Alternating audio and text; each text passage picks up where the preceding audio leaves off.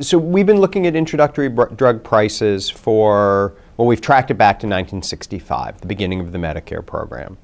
We look at standard doses, standard sized people, a month of therapy, a real apples to apples comparison. And we've seen a disturbing trend, to say the least. After you adjust for inflation, in other words, in constant dollars, the introductory price of a cancer drug is 100 times today what it was in 1965. Again, adjusted for inflation.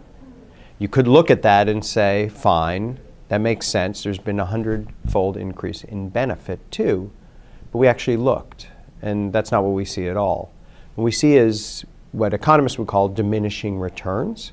Or you could look at it the other way and say higher charges for health benefits. Each year, when a cancer drug is introduced, what it delivers in terms of life years gained costs $8,500 more than a drug introduced the year before for the same health gain.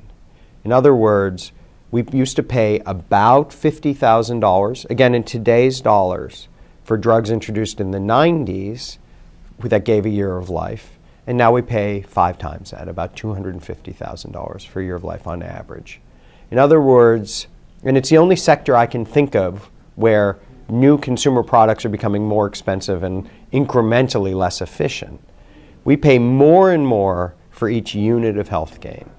And this is in the backdrop of a biomedical revolution, a complete change in the paradigm of drug development, targeted therapies, rapid approvals, much more sophisticated medicinal chemistry, immuno-oncology, lots of really exciting stuff, which should, like in every other sector, break the mold of innovation where we should finally be getting things that both work better and cost less.